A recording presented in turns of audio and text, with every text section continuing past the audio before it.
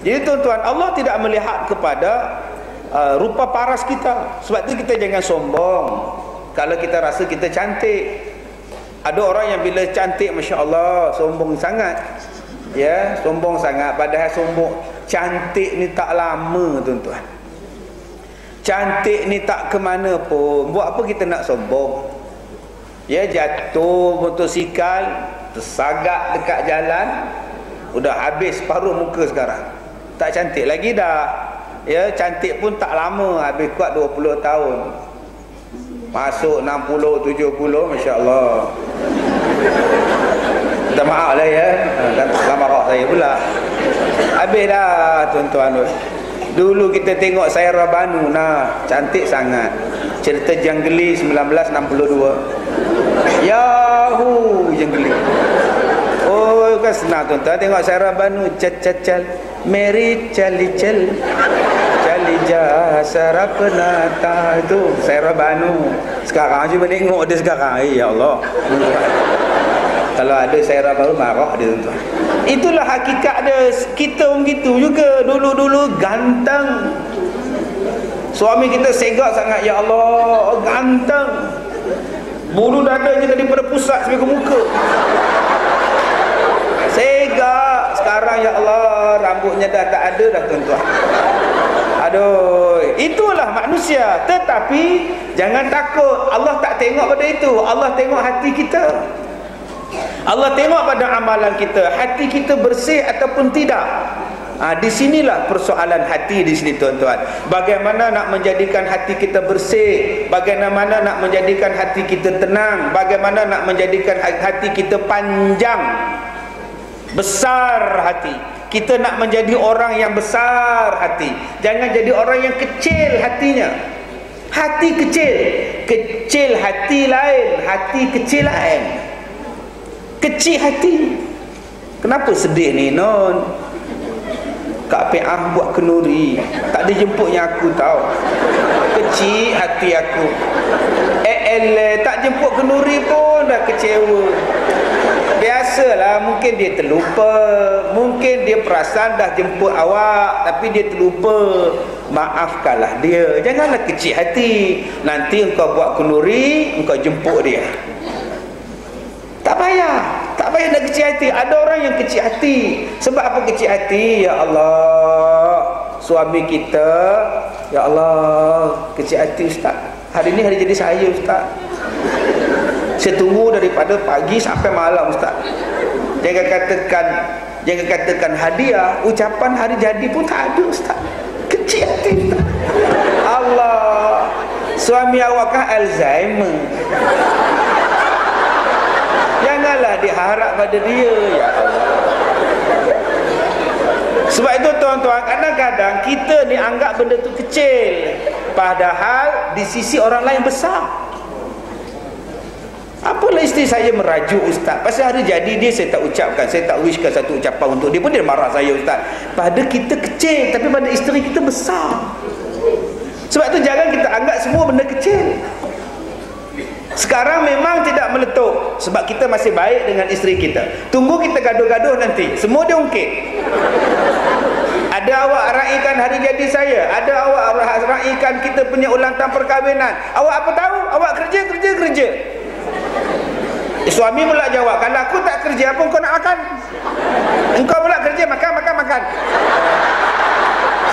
Sebab itu tuan-tuan, janganlah terlalu kita ni hati yang kecil. Jangan terlalu hati yang kecil. Hati kena besar. Kenapa suami aku tak bagi ucapan hari jadi untuk aku? Kenapa mungkin dia terlupa kot. Kalau dia terlupa, kita sendiri sambut. Apa susah kita belikan kek, bila dia balik kerja, happy birthday to you. Bagi dia terasa. Kita tak boleh cakap apa, kita terasa. Hari ni hari jadi awak ke? Kalau saya nak tunggu awak bagi hadiah pada saya, tobat lahum tak bagi. Baik saya bagi hadiah untuk diri saya sendiri. Itu yang Yusuf Welcha naik basikal, happy birthday. Tak ada siapa yang nak buat ucapan hari jadi untuk dia. Jadi petang Sekarang ni kita nak belajar bagaimana nak menjadi jiwa manusia, hati manusia yang tenang, qalbun salim, hati yang sejahtera, hati yang tenang. Nombor satu, kita kena pandang baik kepada Allah. Selagi mana tuan-tuan tidak pandang baik kepada Allah, selagi itu tuan-tuan tidak tenang. Pandang baik kepada Allah. Kenapa Allah jadikan aku ini bujang? Sampai sekarang aku tidak ada kahwin, tidak ada jodoh. Kenapa? Kawan aku, jiran aku dah 5 kali kahwin, cerai. Kenapa aku ini masih bujang lagi? Alhamdulillah, dengan sebab kita bujang, alhamdulillah ya Allah. Kesian jiran aku ya Allah, dah 5 kali kahwin. Habis duit kenduri kahwin tak habis-habis lagi. Tak dapat juga kebahagiaan ya Allah. Aku ni bahagia sangat. Bahagia sangat, alhamdulillah, alhamdulillah. Bangun pagi pukul berapa pun tak ada orang kacau. Malam-malam pun tak ada orang kacau, cuma sunyi saja. Nah, senang, alhamdulillah. Aku nak ke mana pun senang. Tak ada orang nak usik aku, tak ada orang nak marah aku. Dan sekurang-kurangnya aku tak ada berdosa dengan suami aku. Tengok orang belakang rumah tu tiap-tiap hari pukul suami dia. Bukan akak-akak lah, ni cerita di Afrika. Ada suami dipukul-pukulnya, ditengking-tengkingnya suami dia. Ya Allah, aku ni tak ada dosa dengan suami aku, alhamdulillah. Kan nama dia tenang.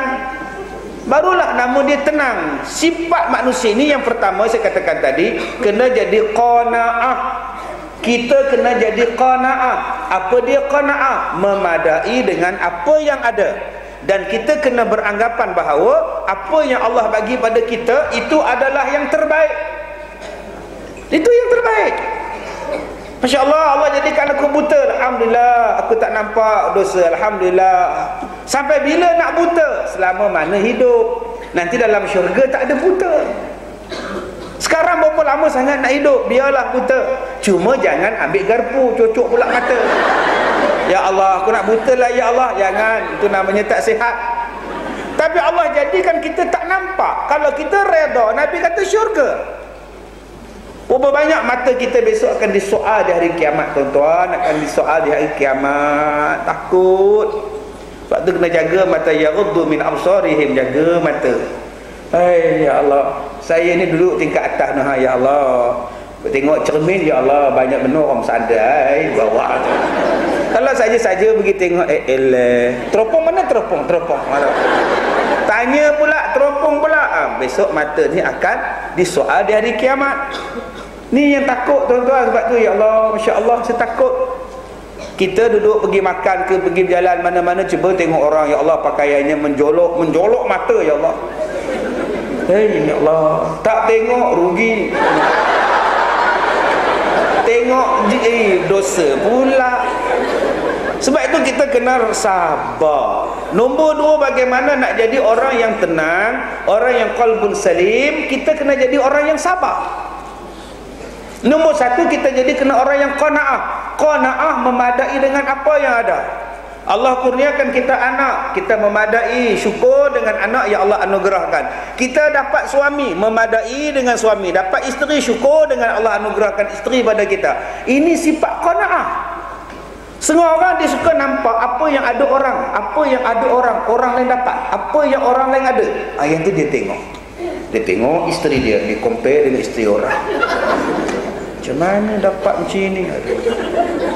Dia tengok isteri dia pula. Nasib badal lah. Allahu akbar. Kenapa nak tengok orang punya rezeki dia, orang punya hak dia, itu rezeki dia. Ini yang aku punya. Inilah isteri aku yang terbaik. Masalahnya ustaz, dia tak sihat ustaz, dia sakit. Bukankah pelihara dia dapat pahala banyak? Isteri kita tak sihat, nak sikat rambut pun tak mampu. Kita sikatkan, minyakkan dia, bubuh gel lagi, buat rambut tajam-tajam. Isteri dia tak boleh jawab apa, isteri dia lumpuh. Dia buat rambut tajam-tajam macam Trojan lah. Itu namanya menzalimi. Cuba kita dapat isteri yang baik-baik, kita lap badan dia, ambil kain tuala lap. Sian dekat yang sabar macam mana ujian Allah, sikat rambut Saya masa isteri saya bersalin tuan-tuan, sikat rambut dia. Buat tocang lagi. Ya, orang tua tu marah, duduk dekat-dekat, marah dia. Orang tua tu tak bagi duduk dekat-dekat isteri bersalin.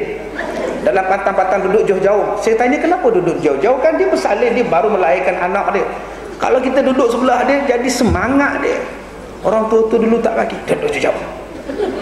Dia baru lagi duduk jauh tadi. Bukan kita nak usik apa pun. Ya Allah. Nampak sangat pemikiran biru ke pemikiran kuning untuk kan dia, kita bagi semangat dekat dia, sikat rambut dia, ambil bedak sejuk, pap. Ya Allah, tuan-tuan, kita kena hargai orang. Bila kita hargai apa benda yang kita dapat, kita akan jadi tenang. Allah bagi kita handphone sekarang, tenang, jangan tengok handphone orang. Yang aku punya nombor pun dah hilang. Kena tekan, mana nombor button tu, mana pula nombor 1 mana je.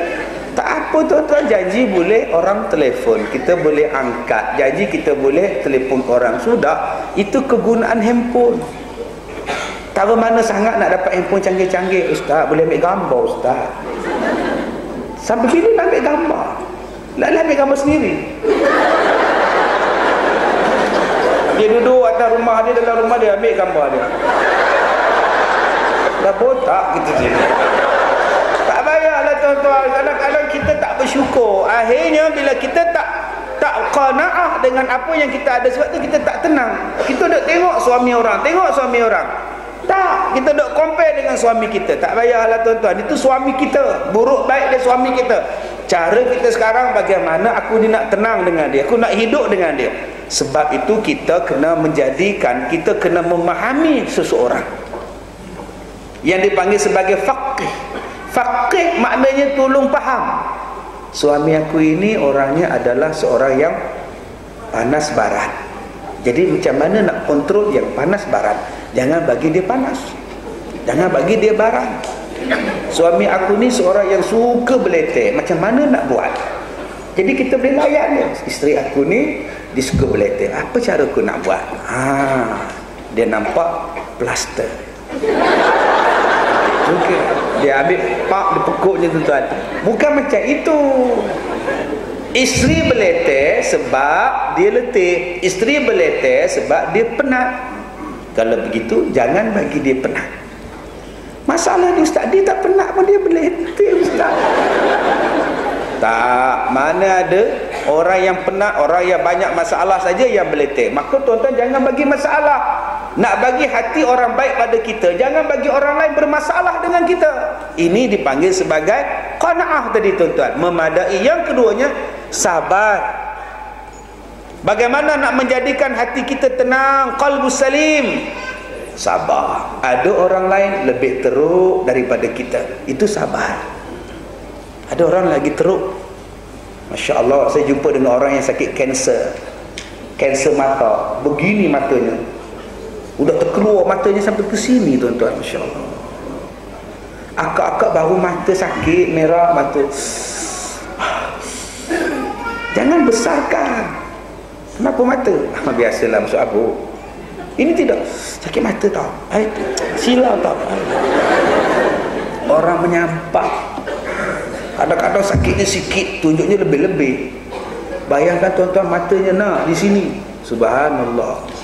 Macam semalam Ustaz Ahmad Dini nak, matanya, mata hitamnya jatuh ke bawah. Doktor bagi up balik. Hai tuan-tuan, boleh bayangkan. Pelajar saya tuan-tuan, matanya tak ada air mata. Tadi saya sebut dekat Rabitah. Matanya tak ada air mata. Di dalam ni tersumbat. Doktor bawa keluar mata dia tuan-tuan. Proses, masukkan balik. Buatnya mata tu tak boleh masuk macam. Mata dah terkeluar, doktor terjuntai di sini. Tak boleh masuk. Macam mana ni? Doktor pakar mana ni?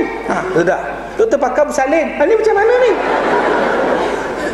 Allah tuan-tuan, ingat kalau tuan-tuan sakit, ada orang lain lebih sakit. Ni akak-akak kita 2 orang datang, Masya Allah, naik wheelchair. Orang Perak sebut wheelchair. Masya Allah, tetap datang, Alhamdulillah. Yang sihat tak datang, yang sakit datang.